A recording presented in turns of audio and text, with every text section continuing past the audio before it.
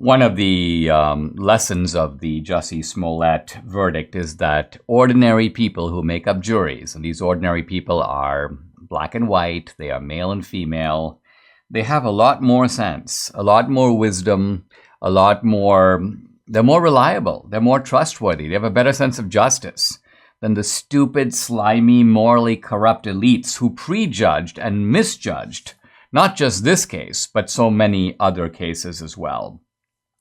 Jussie Smollett was relying on this kind of slimy, corrupt type to get him off. His guilt was never really in question. Jussie basically tried to say, no, the Nigerian brothers hated me, they beat me up because they had a beef with me. But here, this is a text sent by Jussie Smollett to one of the Nigerian brothers the day they were arrested. So right after the reported incident, quote, "I love you. I stand with you. I know 1,000% you and your brother did nothing wrong." So Jussie had no beef with them. They had no beef with him. They were all in it together. Here's Jussie offering moral support and basically saying, I'm behind you, the stuff that we planned. Don't worry, I'm going to support you through this. So Jussie's story makes absolutely no sense. But what was Jussie going for in his defense? To some people, it might seem bizarre. It's a defense that sort of ignored the facts. But I think Jussie was going for what OJ went for, jury nullification. Now, what is jury nullification? It's simply the idea that it's not that the jury is blind. It's not that the jury doesn't get the picture. The jury gets the picture, but exonerates the defendant anyway. The jury basically goes, these are the facts, but we're going to ignore the facts. The political scientist Jonathan Turley describes a famous case. This is going back to the times when England and Scotland were fighting. England and the British and the Irish were sort of at odds. And an Englishman apparently accused an Irishman of stealing a pair of boots. And the jury was entirely Irish. And the guilt of the defendant was obvious, but the jury goes, no, the defendant is innocent. But then one of the jurors wrote on the jury form, he goes, "We do believe O'Brien should give the Englishman back his boots." So, in other words, the jury saying, we're Irish, we're going to stick with the Irish guy, but you know what? Give him back his boots. After all, you did in fact steal them.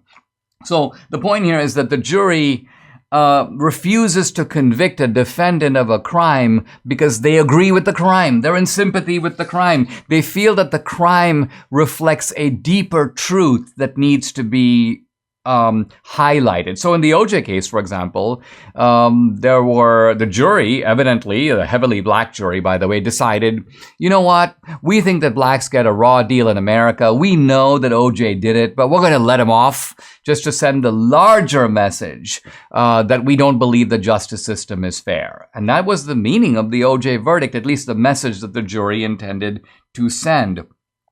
Same here. I think Jussie was hoping that, he would get from the jury the same sympathy he got from Joe Biden and Kamala Harris and people at CNN. See, their views seem to be from the beginning of this, we don't care if Jussie did it. We don't care if it's fake. Why? Because Jussie is exposing a larger truth. Hate crimes occur. So even if this one was set up, nevertheless, it is dramatizing a phenomenon that is real, if not in society, at least in our minds. In our leftist ideology, this is the way America is, and Jussie is drawing attention to it.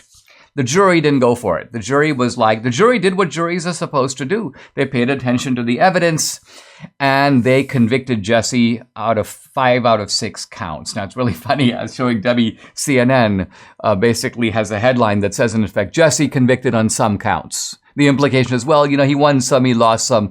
Jussie kind of came out of it on a tie. This is the kind of deceitful journalism that has made mostly peaceful protests as, violence and arson is going on behind the reporter. Now, what's Jussie going to get for all this? I hope he actually gets a year in prison. In part, I think the judge may give it to him because the judge is going to recognize that Jussie showed no remorse. Showed no contrition, in fact, was trying essentially to mock the court system by telling the jury, don't believe your lying eyes. I did it, obviously, but let me off anyway, because, hey, I'm like you, I'm black. So this was Jussie's brazen attempt to evade responsibility and evade justice.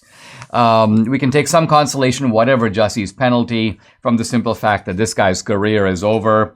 He's been obviously written out of the Empire, the series that he was part of. He's apparently gotten no acting gigs. He apparently directed some kind of a feature film, but he doesn't have a distributor. Remember all the A-list celebrities that were all, our sympathies are with Jussie, this warm, wonderful guy.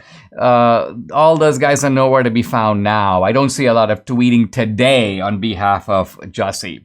And so Jussie, remember, set up this plot to do what? To boost his career, to become sort of the top black guy in America. But the good news is that the plot has failed, and if we all know Jussie Smollett's name, if he's become famous, he's famous now only as a liar and a bigot.